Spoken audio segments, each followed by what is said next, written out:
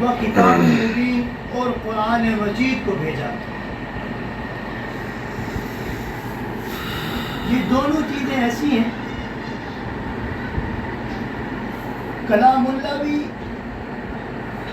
جب سے رب تعالیٰ کی ذات تھی اس وقت سے موجود تھا، یعنی دنیا و ما فیہا بننے سے پہلے موجود تھا. آپ حضرات نے پڑھا ہوگا، سنا ہوگا کہ لوح محفوظ میں رب تعالیٰ نے اس کو محفوظ کر کے لکھا ہوا تھا، رکھا ہوا تھا. اور ذات نبی جناب محمد رسول اللہ صلی اللہ علیہ وسلم بھی دنیا و ما فیہا بننے سے پہلے موجود تھے. جناب ابی ہریرہ رضی اللہ تعالی عنہ مشہور صحابی ہیں اور پیغمبر کے لاڈلے صحابی ہیں. سبحان اللہ. ایک دن آپ صلی اللہ علیہ وسلم کی محفل میں مجلس میں بیٹھے ہوئے تھے. عرض کی اللہ کے نبی متی وجبت لک النبوۃ، آپ کو تاج نبوت تاج رسالت کب پہنایا گیا؟ آپ اللہ کے نبی کب بنے؟ اللہ کے رسول کب بنے؟ اللہ کے محبوب کب بنے؟ اللہ کے نبی صلی اللہ علیہ وسلم نے ارشاد فرمایا کہ کنت نبی و آدم بین الماء والطین. کہ ابو ہریرہ اگر آپ نے سوال کر دیا ہے کہ آپ کو تاج نبوت تاج رسالت کب ملا، تو جواب بھی سن لیجئے کہ اللہ کے نبی فرماتے ہیں کہ میں اس وقت بھی نبی تھا.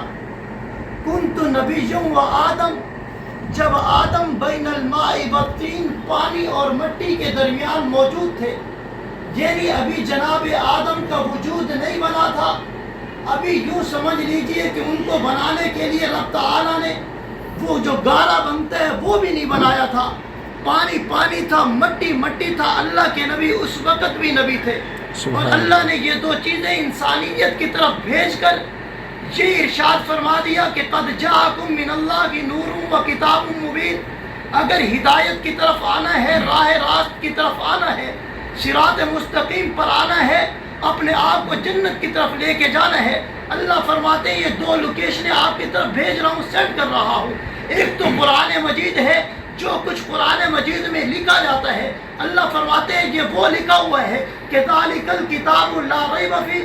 اس کے کسی نقطے میں ذالک الکتاب لا ریب فیہ، کسی صورت میں ذالک الکتاب لا ریب فیہ، کسی پارے میں ذالک الکتاب لا ریب فیہ، کسی آیت میں ذالک الکتاب لا ریب فیہ. رب فرماتے ہیں الف لام کی الف سے لے کر والناس کی سین تک جو میں نے قرآن مجید کو نازل کیا اس کے اندر کسی قسم کا شک نہیں. اللہ فرماتے ہیں کہ نفصل الآیات لقوم یتفکرون. میں نے یہ جو آیاتیں نازل کی ہیں آپ لوگوں کے لیے نازل کی کہ یفصل الآیات لقوم یتفکرون، تاکہ یہ کھول کھول کر آپ اس کو پڑھو اور پڑھنے کے بعد اس سے ہدایت لو. اللہ ہدایت کیسی لے؟ اللہ فرماتے ہیں ھدی للمتقین. قرآن جو ہے کہ متقین کے لیے ہدایت ہے. متقی کی پہلی نشانی وہ سیدنا صدیق اکبر ہیں. سیدنا صدیق اکبر پیغمبر رحمت کائنات کے وہ پہلے صحابی، پہلے جانثار، پہلے وفادار،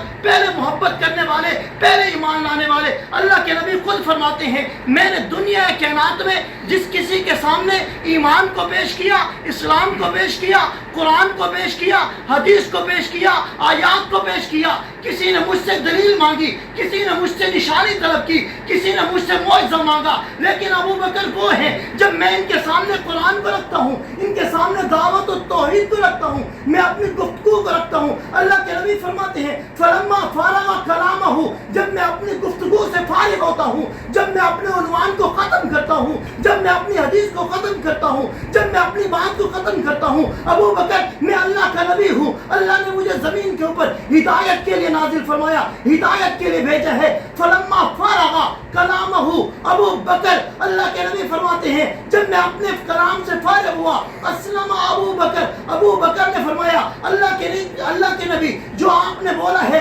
اللہ کے نبی جو آپ نے ارشاد فرمایا ہے، جو آپ لے کر آئے ہیں، جو آپ کی کے اوپر نازل ہوگا، جو آپ کے اوپر منزل ہوگا، میں اس کو بھی مانتا ہوں، جو نظر آئے گا اس کو بھی مانتا ہوں۔ اس کو یوں سمجھ لیجئے، ابوبکر نے یہ کہا کہ آمنت باللہ، میں اللہ کے اوپر بھی ایمان لاتا ہوں، وہ ملائکہ فرشتوں میں بھی ایمان لاتا ہوں، وہ کتبی کتابوں میں بھی ایمان لاتا ہوں۔ ابوبکر نے کہا اللہ کے نبی ہم نے تورات کو نہیں دیکھا، زبور کو نہیں دیکھا، انجیل کو نہیں دیکھا، کسی ایک چیز کو نہیں دیکھا، صحف ابراہیم و موسیٰ ہم نے صحائف کو نہیں دیکھا۔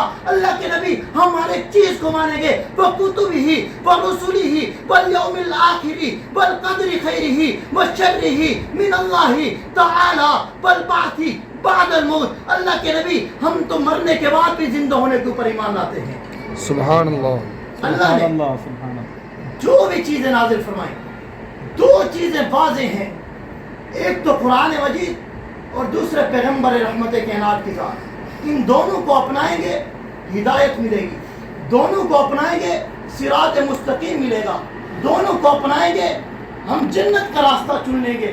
وہ اس طرح کہ جب ان دونوں چیزوں کو، ایک دو مثالیں دے کر میں اپنی بات کو ختم کرتا ہوں، کیونکہ یہ جلسہ نہیں، ایک برکت کی محفل تھی، حضرت کے حکم پر دو چار جملے ارشاد کر رہا ہوں۔ میں بات یہ کر رہا تھا کہ جب ان دونوں چیزوں کو، قرآن مجید کو بندہ اپنا لیتا ہے، بندہ سینے سے لگا لیتے ہیں، پیغمبر رحمت کائنات جناب محمد رسول اللہ صلی اللہ علیہ وسلم کی ذات کے اوپر ایمان لانے کے بعد پیغمبر رحمت کائنات جناب محمد رسول اللہ صلی اللہ علیہ وسلم کی سیرت کو گلے سے لگاتے ہیں، پھر ہوتا کیا ہے کہ زمین کے اوپر کوئی بات ہو جائے، گواہ نہیں ملتا، اللہ آسمانوں سے گواہ بن کے آتے ہیں۔ سبحان کیا اللہ، کہ قرآن کو مان لو، حدیث کو مان لو، قرآن کو مان لو، پیغمبر رحمت کائنات کی ذات کو مان لو، پھر کیا ہوگا؟ اگر کوئی گفتگو ہو گئی تو اللہ آسمانوں سے گواہ بھیجتے ہیں۔ چوتھے پارے کے اندر آیت کریمہ ہے کہ لقد سمع اللہ قول الذین قالوا ان اللہ فقیر ونحن اغنیاء۔ اس آیت کا کچھ شان نزول یہ ہے کہ سیدنا صدیق اکبر رضی اللہ تعالی عنہ یوں ایک دفعہ نکلے مدینہ منورہ سے، راستے میں جاتے ہوئے ایک یہودی لوگوں کو اکٹھا کر کے کچھ باتیں کر رہا تھا۔ صدیق کے کانوں میں یہ الفاظ آئے، ابو بکر رضی اللہ تعالی عنہ نے یہ الفاظ سنے کہ وہ یہودی عالم، وہ بدبخت بے ایمان، آج بھی یہ لوگ موجود ہیں اسرائیل کی صورت میں، آج بھی بے ایمان ہیں اور بے ایمان ہیں اور یہودی ہیں، بدبخت ہیں۔ اس نے کیا جملے کہے؟ کہنے لگا لوگوں سے، مطلب کیا تھا؟ قرآن مجید کی دوسری آیت پڑھ لیتا ہوں، وَمِنَ النَّاسِ مَن يَشْتَرِي لَهْوَ الْحَدِيثِ لِيُضِلَّ عَن سَبِيلِ اللَّهِ بِغَيْرِ عِلْمٍ وَيَتَّخِذَهَا هُزُوًا۔ یہ آج کی بات نہیں، 1400 سال پہلے یہود یہی کرتے تھے کہ اسلام سے دوری کرنے کے لیے مختلف محفلیں، مختلف مجالس، اس میں کیا ہوتا؟ موسیقی ہوتی، گانا بجانا ہوتا، میوزک ہوتا، ادھر ادھر کے قصے ہوتے، لوگوں کو گمراہ، آخر میں جب دیکھتے کہ وہ ٹن ہو چکے ہیں، ہماری بات کو لے چکے ہیں، پھر وہ اپنا مدعا رکھ دیتے، بھئی یہ کیا ہے؟ یہ جو جناب محمد رسول اللہ ہیں، یہ کہتے ہیں ہم اللہ کے نبی، ہم یہ نہیں مانتے۔ بار کے ابو بکر گزرے، وہ اسی طرح جس طرح قرآن نے کہا کہ یہ اکٹھا کرتے تھے لاو الحدیث لیضل عن سبیل اللہ، ایسے پروگرام یہودی کرتے تھے جو آج یہ یہودی کر رہے ہیں، کہ ایسی مجلسیں ہوں جو خدا سے انسان کو دور کرے، لاو الحدیث لیضل عن سبیل اللہ، اللہ کے راستے سے لوگوں کو جدا کرے، بغیر علم، بغیر کسی علم کے، وَيَتَّخِذَهَا هُزُوًا، اور یہ ان کا طور طریقہ تھا۔ ابو بکر بھی اس مجلس سے گزر رہے تھے، جس طرح میں ابھی یہاں بات کر رہا ہوں، باہر سے کوئی بندہ آئے تو تھوڑی آواز اس کے کانوں میں جائے گی، وہ کہے گا یہ کون چیخ رہا ہے، کون بول رہا ہے، میں تھوڑے جملے سن لوں۔ اسی طرح ابو بکر کے کانوں میں آواز گئی، سیدنا صدیق اکبر کھڑے ہو گئے۔ اس کو عنوان یہ تھا کہ اللہ جو کہتے ہیں کہ میں نے جو آپ کو رزق دی ہے، وَمِمَّا رَزَقْنَاهُمْ يُنْفِقُونَ لَن تَنَالُوا الْبِرَّ حَتَّى تُنْفِقُوا مِمَّا تُحِبُّونَ۔ بھئی اللہ کے راستے میں خرچ کرو، کیوں کریں؟ کہ اللہ غریب ہے، معاذ اللہ، یہودی کہہ رہے ہیں، اللہ فقیر ہے، جو لوگوں کو پہلے کہتے ہیں میں مال دیتا ہوں، پھر کہتے ہیں اسی کو میرے راستے میں خرچ کرو۔ وہ کہہ رہا تھا کہ جس طرح اللہ نے ہمیں مال دیا ہے، اپنے نبی کو بھی مال دے دے، اللہ نے ہمیں مال دیا ہے، اپنے نبی کے ماننے والوں کو بھی مال دے دے، وہ ضرورت ہی نہ پڑے مانگنے کی۔ ابو بکر رضی اللہ تعالیٰ عنہ کو غصہ آ گیا، تو حضرت نے جا کر اس کے منہ پہ تھپڑ مار دیا. یہ ایمانی جذبات ہے. اور اسی کا پیغمبر رحمت کائنات نے درس دیا ہے کہ جہاں برائی ہو رہی ہو، جو آپ کی طاقت ہے اسی انداز میں اس کو روکو. اگر ہاتھ کی طاقت ہے گروان پکڑ لو، نہیں زبان کی طاقت ہے زبان سے اس کو جواب دے دو. اتنی بھی طاقت نہیں. جو آخری درجہ ہے فرمایا کہ دل میں اس کو برا مان لو کہ یہ برائی ہے. تو ابو بکر کی طاقت تھی، جذبات تھے، حضرت نے جا کر تھپڑ مار دیا. وہ شکایت لے کے پیغمبر کے دربار میں آ گیا، اللہ کے نبی ابو بکر نے مجھے تھپڑ مارا ہے. ابو بکر آپ نے مارا ہے؟ اللہ کے نبی میں نے مارا ہے. کیوں مارا ہے؟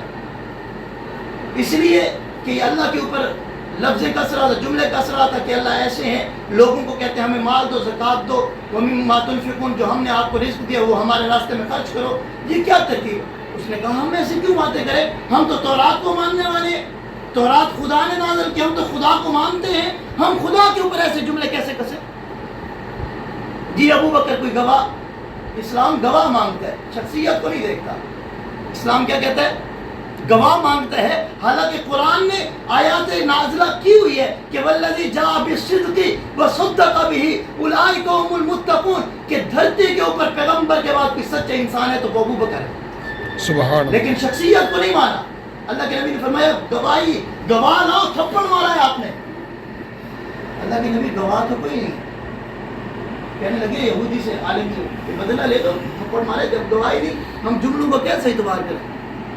تو اللہ کے نبی صلی اللہ علیہ وسلم کی ترتیب یہ ہوا کرتی تھی، جب وحی نازل ہوتی تو وحی کے آثار ہوتے، صحابہ کو پتہ چل جاتا تھا کہ اب پیغمبر رحمت کائنات پہ کوئی وحی نازل ہو رہی ہے. تو حضور اپنی وحی والی صورت کے اندر چلے گئے، صحابہ انتظار میں بیٹھ کے فیصلہ رک گیا.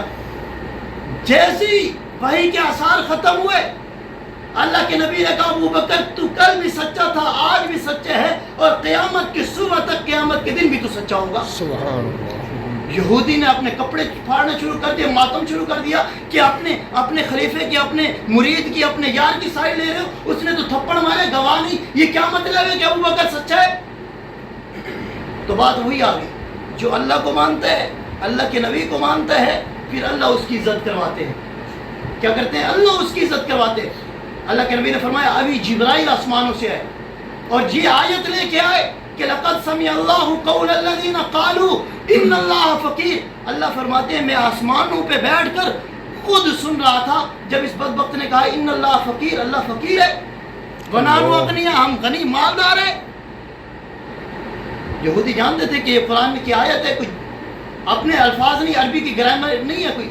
تو وہ پیچھے منہ کالا لے کر واپس ہو گئے. اس کا مطلب یہ ہوا کہ جو بندہ اللہ کو مانے گا، اللہ کے نبی کو مانے گا، صرف یہ نہیں کہ وہ مدینہ منورہ کی دھرتی پر ہو اس کو عزت ملے گی، نہیں، وہ دنیا کائنات میں جہاں بھی ہوگا، چاہے اس کا ذاتی مکان ہو یا نہ ہو، ذاتی تجارت ہو یا نہ ہو، ملازمت ہو یا نہ ہو، پہننے کو کپڑے ہوں یا نہ ہو، ظاہری طور پر اچھی وضاحت ہو یا نہ ہو، اللہ فرماتے ہیں جو اللہ کو اور اس کے رسول کو مانے گا کل بھی اس کو عزت ملے گی، آج بھی اس کو عزت ملے گی. سبحان اور اللہ. اللہ نے قرآن مجید میں صاف فرما دیا وما یستوی الاعمی والبصیر، کبھی اندھا اور دیکھنے والا برابر نہیں ہو سکتے.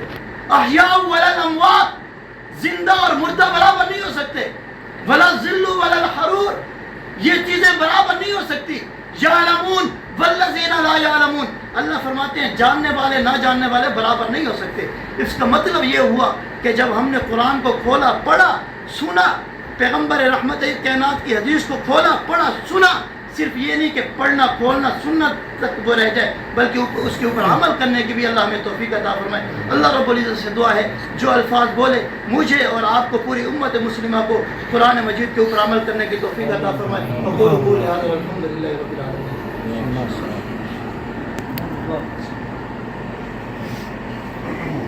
الحمد للہ.